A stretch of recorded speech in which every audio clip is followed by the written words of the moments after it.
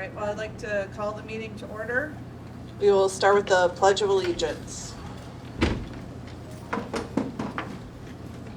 pledge allegiance to the flag of the United States of America and to the republic for which it stands, one nation, under God, indivisible, with liberty and justice for all. Roll call, please. Kristen Kambenzi, Here. Len Sarka, James Hewitt, Here. Jennifer Cliff, Jennifer Ray, Cheryl Maddox Smith, Here. Jason Zajunik, Here. And I would entertain a motion to approve the agenda. I'll make a motion to approve the agenda. Second. Motion made by Mr. Hewitt, support by Mr. Zadunik. All those in favor? Aye. Moving on to the superintendent's report. Thank you, Mrs. Kambenzi. I'm going to jump over to the podium if that's okay.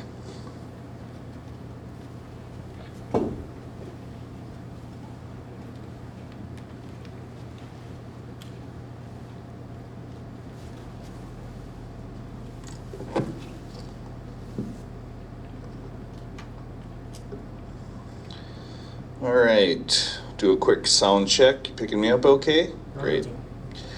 I have a couple items on the superintendent report that I wanted to address. I think I'll be able to take care of both of them through this presentation. Thank you, first of all, to all of our community members that came to this evening, the Board of Education always for your support. It's that time of year where we're gearing up for the start of school, and there's a lot going on. I'm going to try to condense this into a somewhat abbreviated presentation. I've presented this information before, but again, I think this is a great opportunity to review since we do have students coming here in almost 2 weeks or a little more than 2 weeks' time.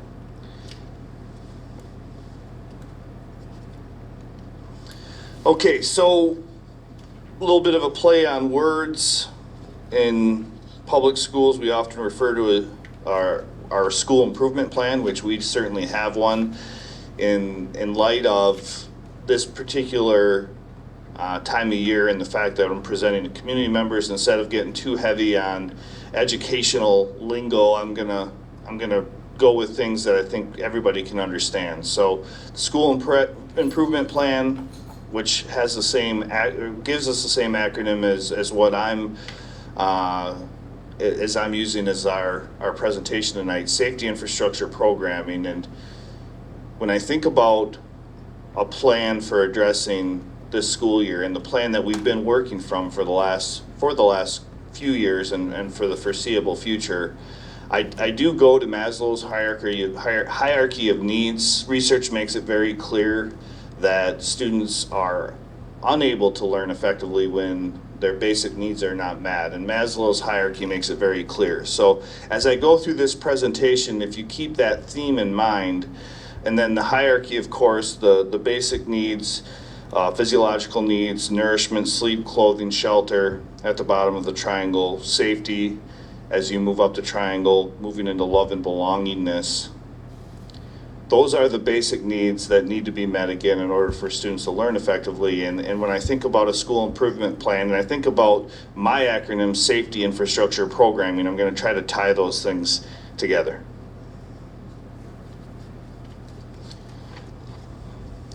First and foremost, again, thinking about that basic level, nourishment.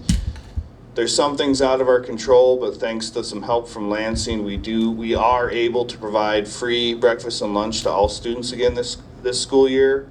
It's so crucial that these students are not sitting in classrooms hungry, which could be the case otherwise. So very grateful to have this opportunity. We did provide breakfast and lunch meals for all students throughout this past summer as well. In addition to those students that came for summer programming, we provided that opportunity for all students. Moving up the pyramid, if you will. If you remember, safety was the second tier up the pyramid. For me, safety is number one. When you think about this day and age in schools, obviously this is a very important topic and one we're very cognizant of. We had a safety audit completed in 2023. We took those results and we created a plan. We targeted some grants, which we were successful in securing funding from, and because of those grants, have been able to, I think, make significant improvements to the safety of our buildings. I've listed just some examples. I think I know I've spoken to the board previously about the security cameras, which continues to be improved upon. Our district-wide drill, which I think was a great practice, a great opportunity to work with law enforcement and fire department to work on our protocols in an emergency. In addition to the cameras, we also have a radio system upgrade. I'm going to talk about that here again shortly. Significantly improved radio system that's important for communications at all times, especially during an emergency. You'll see the critical incident maps, again, a review for many of you, PA systems, and then some measures to address cybersecurity. Old versus new maps. This is a tremendous improvement to what we use locally, but also, again, with fire and police. I was actually involved or able to observe some training recently that they conducted, and they were, excuse me, they were actually using these maps. And if you notice, there's a grid pattern on the maps, which makes it much easier for them to locate key entrances, exits, hallways, etc. And it's always oriented north, and the color coding and system for how they identify key points of interest is all very intentional. And it's also based on military protocol, special forces operations type procedures that they've adopted and used to enhance security. Just a little bit more with the maps. I want to add that I have recently acquired approximately, I would say they're 3 by 4 feet size maps. We have the 8.5 by 11 folder type size maps that people can, their police, fire can carry, administrators can carry or have in their offices. But then I'm actually working on larger maps that we'll be able to use if there ever was an incident. Also provide those to law and fire so that they could use a larger scale map to better plan a response in any kind of situation necessary. PA systems, again, communication is key in any situation, on any given day, but especially during an emergency. We actually had 3 buildings that didn't have PA systems. This was a significant investment. This is a project that I would definitely highlight in regard to the grant money that we secured. Systems that we put in, upwards of close to $300,000 that we spent on putting in systems in buildings that didn't have one, all paid for by safety grants. The radio system I mentioned, I was just testing these today with Eric Smith. I want to give him another shout out. Eric Smith is from Northern Michigan University, has partnered with MAPS to bring in this much improved system for communication. Our new system has digital technology to go with an analog system that's currently in place. We now have coverage not only in all our buildings, but we recently tested the system in Scandia and all the way almost to Big Bay, and can communicate effectively with that vast of a space, whereas before we were having to relay messages between multiple drivers to get to the outskirts. Quick update on infrastructure. You've probably noticed a variety of projects going on. These are all based on recommendations from our experts. We work with both GEI and IDI, and then I mentioned the safety audit. We are actually part of an infrastructure study now through the state of Michigan, as well as the state of Michigan looks at infrastructure costs for public schools. But immediate projects, again, that are underway are almost completed. All of these projects are on course, by the way. The science labs at the high school, they've actually started phase 2. It's not going to be done until after the start of the school year, but that was more or less forecasted from the beginning. But they are on track for getting those science labs done for the fall semester. That's very exciting. The CTE roof at MSHS is also undergoing a significant improvement. The HVAC system at Bothwell is functioning. They're just working out some minor tweaks. Boiler upgrades again here at the high school. Outdoor learning spaces throughout our elementaries this year. Gray Verret, Sandy Knoll, and Superior Hills have all seen significant upgrades. And then I already mentioned the PA systems, radios, and cameras, and then the recent projects that you're probably already aware of. Just some images of science labs that I thought would just catch your attention. It's worth noting that $2.5 million worth of projects that are going on this summer, $2.5 million that are near completion. We get about $1.1 million a year in sinking fund revenue. So obviously over the course of time, we're gonna have to look at, and we've already begun to look at long-term plans. We have identified approximately $100 million worth of projects though in our facilities and our infrastructure. So we're gonna have to think about what that long-term revenue source is gonna be at some point. So programming, this is the third part. Again, safety, infrastructure, programming. I've already covered safety and infrastructure. Programming, we have an amazing program at so many levels. I'm definitely going to hit MTSS again, which you've heard me talk about plenty. I did want to highlight EduClimber and the early warning system that I think we're going to be able to execute much more effectively as a result of that software. I won't get into the nuance of EduClimber, but as an educator, it truly could be a game changer for us. MTSS process guides, improving data literacy, much to do with curriculum assessments.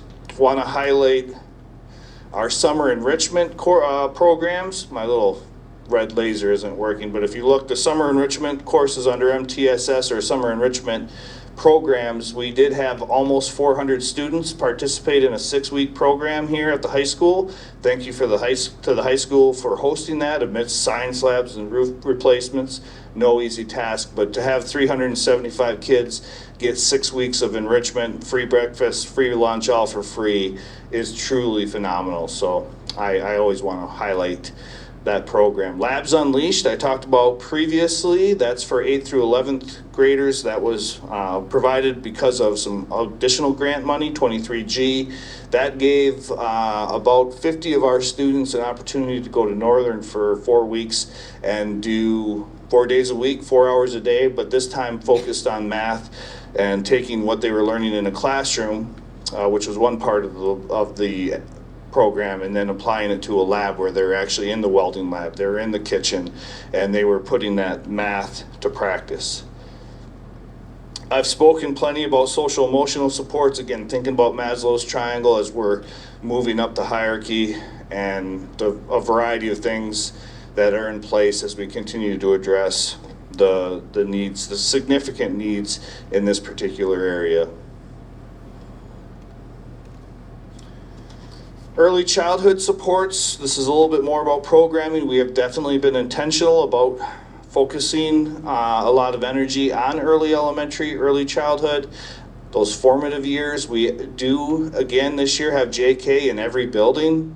That's something that's been in place now for the 4 years that I've been at the helm, and that's very exciting that we can continue to provide JK in every building. Kindergarten screening went well this year. That provides us important information for placing students either in a JK or K program. We have a variety of other supports that are listed there. In addition to staffing, I also listed some supports, curriculum and instruction, some software assessment tools for progress monitoring, and then the training that goes with those programs, particularly training related to MTSS. MTSS, as you've likely heard me say before, it's systematic, it's comprehensive, evidence-based. Research shows that it's effective. It is the mechanism that we're using to address school improvement, to ultimately address the needs of our children, increase student achievement, and it will be the focus of our strategic planning. It'll be my focus moving forward. I threw the timeline on there again. I know I'm moving quickly, but this is again a bit of a high-level overview of what the plan is moving into the school year. But the timeline, we are on track. If you were to look closely, you'll see that we had our audit back in the winter of 22. Then we kicked things off in the fall of 22. We had We had MTSS 101 in the fall of 22 and 20, school year 22-23, and then collective efficacy was our theme last year. This year our theme is positive behavior intervention and support, which we refer to as PBIS. I'll say a little bit more about that here in a second. This visual more or less shows you that time frame focused on the themes for each year, which I just highlighted. This year, PBIS, as I mentioned. Next year, social emotional behavioral. And then lastly, in 26-27, MTSS with fidelity. So that is the 5-year plan that we've been working from and will continue to work from moving forward. If you look at that last column, MTSS with fidelity, you'll see some of the key targets or key goals for what we would consider full implementation of MTSS, tiered instruction, early warning systems, data-based decision-making. I mentioned EduClimber. Having an MTSS playbook so we can pass that information on to newer teachers and have something that's replicable.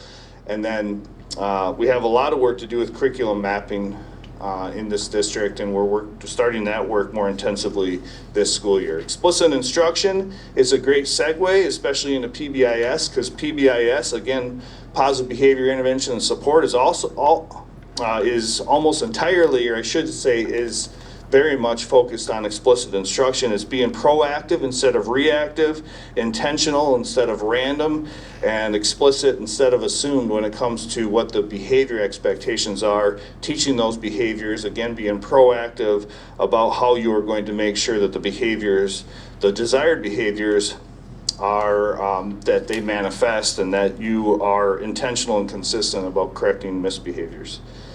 I'm not going to get into this next slide very much because there's so much information in this slide. I'll keep it brief, but what this slide more or less is telling us, this is actually coming from the CARI team. That's the Center for Advanced Research from the University of Minnesota. They continue to partner with MAPS as we implement MTSS, and they have done surveys and provided staff training. But in a nutshell, this slide is talking about strengthening universal instruction for all students, being more consistent across buildings. That could be applied to PBIS, as I mentioned before, curriculum instruction, social emotional learning, and even our professional learning communities and how those groups function. I did get an opportunity to share a little bit of this information previously, just some indicators of success, reading on the left, math on the right. As you'll see in the bottom, the NWEA assessment, which we've had in place for quite some time now, is essentially broken up into those 5 colors, red being obviously the danger zone, moving all the way up into blue. In my time at MAPS, we've obviously tried to stay out of red or orange. Yellow, we obviously have room for improvement, but it's still in that median or middle of the pack, so to speak. This is a norm test, so it's based on the results of students in the same grade across the nation. Green, we've been excited about. Blue has always been a goal, a target that we've not often reached, and as you look at those metrics, without even seeing the numbers, you can see the amount of green, and then even in math, the amount of blue, which is showing kids that either hit their benchmark for achievement or they hit their benchmark for growth, and that's just phenomenal. To have that much to celebrate, that was not the case, especially during COVID. So since COVID, we have, I think, made great improvements. Our students have made great improvements in recovering from what was clearly a detriment to their learning, that being the pandemic.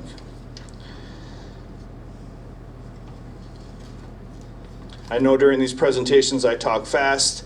I could have made this presentation much longer, but I've learned that the audience only has so much attention span for this kind of information.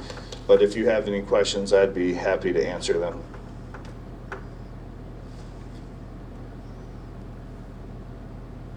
Take it easy.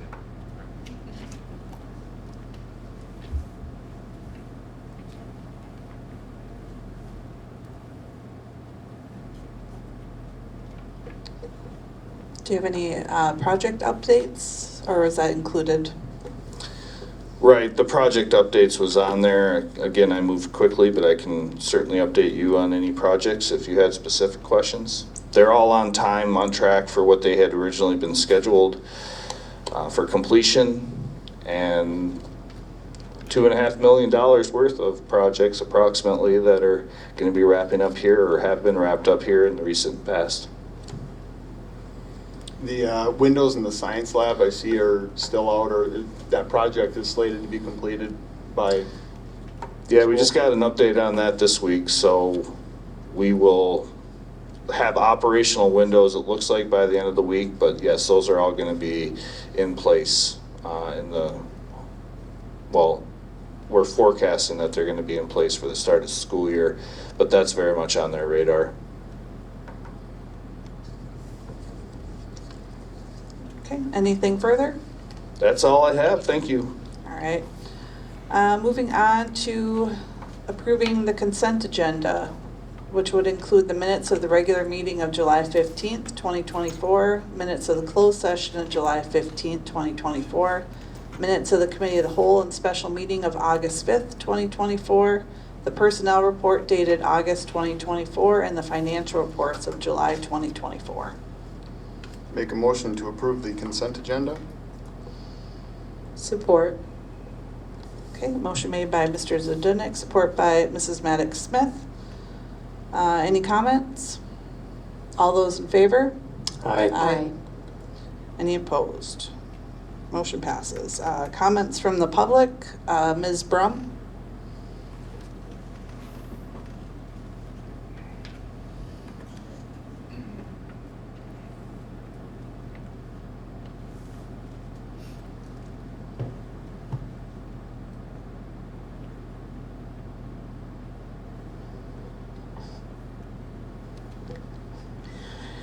Margaret Brum, 404 East Magnetic Street. I asked for time to speak tonight to update the board and the public on events that are occurring in the next several months.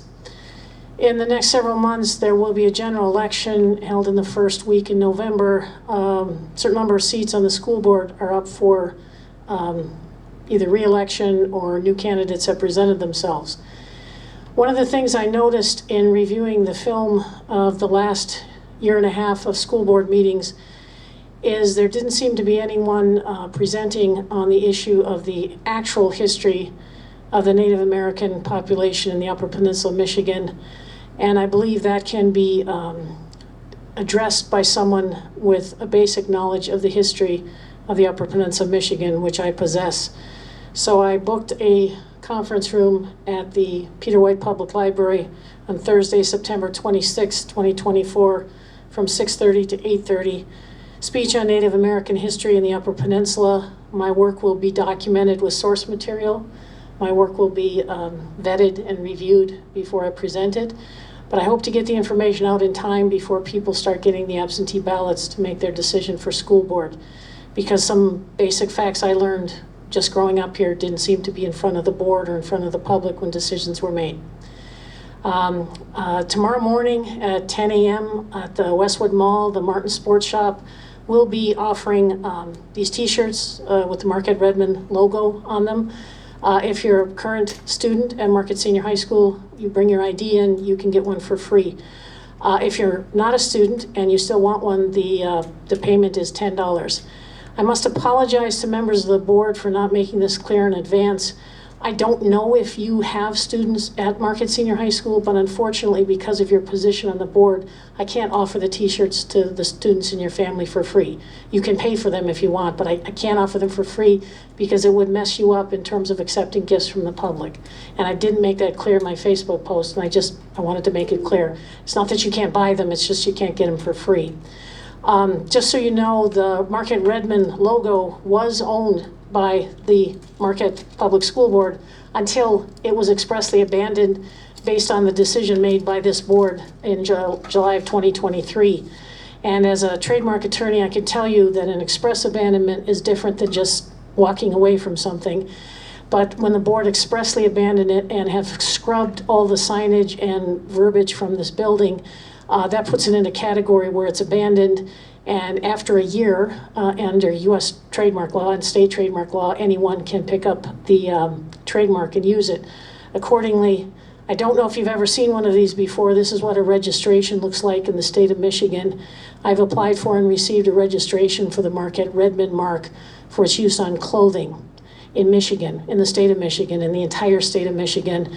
And the clothing doesn't matter if it's t-shirts or hats or whatever, it's comprehensive for the state of Michigan.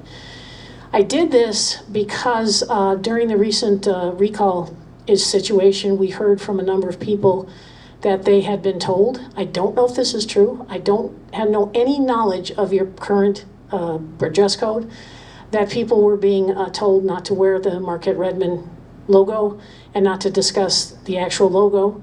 And I'm owning it now in the state of Michigan, and I'm the only one who could actually forbid people from using it. And I've posted this on Facebook, and I'm telling the board now, anyone can use it appropriately on clothing. I'm hoping that they will use Martin Sports to buy it, but I'm not going to fuss about that for now. The important thing is I have 10 years of ownership of this logo, and it will not fade into history, no matter what the decision of this board is. It was an integral part of this town and the public school system for over 80 years, and it will not be silenced no matter what. In addition to the sale tomorrow, you get a free t-shirt at Martin Sports, the upcoming Indian history lesson, beg your pardon, Native American history lesson. Doing a little bit of research, just so you know, this didn't come up at all. I'm looking for consulting information on anyone that ever has decided that the term Redmond in and of itself is deemed to be obscene or swear word. And I'm consulting experts in that field, and I have yet to find one expert that has classified it in and of itself as anything other than a word. And that will be part of the discussion at the September lecture, which you're all welcome to attend. It's free. And I hope to see you. Thank you.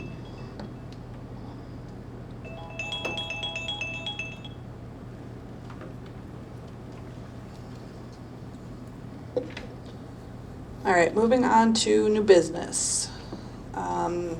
Approve course offerings / master schedules for the 2024-2025. This is a pupil accounting requirement. Do we have any further background on that? Mr. Sedgwick? No, it's a formality. There's no notable changes to the course offerings. Thank you. I would entertain a motion then. I'll make a motion to approve the course offerings master schedules for the 2024-25 school year. Second. Okay. Motion made by Mr. Hewitt, support by Mr. Zdunek. Any further comments? All those in favor? Aye. Any opposed? Motion passes. Consider establishing the tuition rates for the 2024-2025 school year. I think there was something in our packet for that. Yes, if I may. Yep. Just give you a little background. So this is just a bit of housekeeping, as was the previous agenda item. So there are certain situations that arise whereby there's a need for a non-resident pupil tuition rate to be established. For most of our students are residents or qualify under school of choice. There are certain situations that do arise occasionally whereby we need to charge a tuition rate. It's very infrequent. My understanding is in the last, say, 15 years, it's only happened maybe once or twice. So it's a very non-frequent event, but nonetheless, we need a tuition rate established for those very specific situations whereby there might be a situation such as an F1 visa, I believe is one that's covered by requires a non-resident tuition rate. So we would be recommending that the board establish a rate for 24-25. It's based off a guideline established by the state under MCL 380.1401. There is a range that could be established, a minimum and a maximum. In the past, the board has always adopted the maximum tuition rate, at least the last several years that I'm aware of. So we'd be recommending that the Board of Education adopt a maximum non-resident pupil tuition rate of $14,377 for grades K-6 and $14,880 for grades 7 through 12. The law does make a distinction between elementary and secondary education, which is why there are two different rates. Again, very infrequent, but just housekeeping that we have it on record that we do have a tuition rate. I make a motion to approve the tuition rates as presented for the 2024-25 school year. Second. For the motion, is it important that we stay specifically non-resident? I know in the meeting minutes it says consider establishing tuition rates. Is that distinction needed, or are we okay by? I would establish it as a non-resident pupil tuition rate. Okay. I'll amend my motion and say I would make a motion to establish the recommended non-resident tuition rate for the 2024-25 school year. Second. Okay, motion made by Mr. Hewitt, support by Mrs. Maddox Smith. Any further discussion? All those in favor? Aye. Any opposed? Motion passes. Consider certification of up to 3 voting delegates and alternates to the MASB Delegate Assembly, which is Thursday, October 24th, 2024 at 7 p.m. at the Lansing Center. I believe Mrs. Maddox Smith and myself will be attending. Yeah. Not sure if either of you gentlemen would like to go. I don't know if I can commit to that at this point, but I would certainly make a motion to certify Mrs. Maddox Smith and Ms. Convenzi as voting delegates for the assembly. Second. Okay, motion made by Mr. Hewitt, support by Mr. Zadudnik. Any further comments? All those in favor? Aye. Any opposed? Motion passes. Consider ratification of the MESPA 2 contract. I believe that is also in your packet.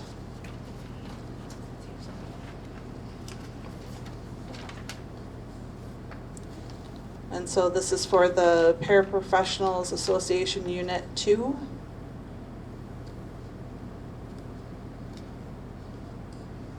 If there's no additional discussion, I'd make a motion to approve the MESPA 2 contract. Okay. Support. Okay, motion made by Mr. Zadudnik, support by Mrs. Maddox Smith. Any further discussion? All those in favor? Aye. Any opposed? No. Motion passes. Consider ratification of the MABA contract. I believe this is our building administrators. Yep. So I would entertain a motion. Make a motion to approve, ratify the MABA contract. Support. Okay, motion made by Mr. Hewitt, support by Mrs. Maddox Smith. Any further comments? During the contract process, I know we did a lot of compensation review and comparisons. Are we in line, with other schools? Has that kind of gone into the process about in this particular contract, or is this? Yeah, we looked at comparables for all of our units and Okay. tried to make adjustments so that it was marketable, equitable. And some groups you see a little bit different or more sizable increase, and that's to address again those comps that we found. Thank you. I remember seeing some of the other comparisons. I just didn't remember all of those, so thank you. Any additional comments? Hearing none. All those in favor? Aye. Any opposed? Motion passes. Consider granting authority to Superintendent Sedgwick to negotiate and approve non-union contracts.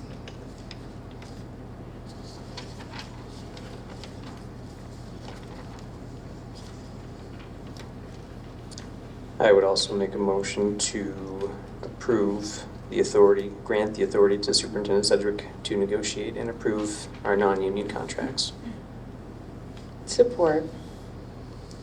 Okay, motion made by Mr. Hewitt, support by Mrs. Maddox Smith. Any additional comments? Just for transparency purposes, can we just provide a real brief overview of what that would be in case anybody had any specific questions? Sure, we have approximately 17 non-union employees. Many of them are what we consider Category 1, directors, supervisors, and then we have Category 2, which are supporting those supervisors in various departments. And they are non-affiliated, non-union employees, so it's a little bit different scenario than what we're approving with some of the other groups that are recognized bargaining groups. We have made an effort to create salary schedules as part of this negotiation so we can create more consistency and align this compensation much like we do for the other groups. But again, it's a little bit different in non-union because you're dealing with business officials, not necessarily educators. But we are making an effort to create those schedules so that we have something to follow. And we also have a comp study for that group that we've used to generate some of those metrics. And the fact that they're non-union instead of bargaining as a group, you're really giving me, if you approve this motion, you're giving me the authority to bargain with those individuals individually. But we have tried to make sure that the compensation package, if you will, is similar to the other groups, especially the MABA and MAEA group. Sorry, you said the contract language? I'm sorry.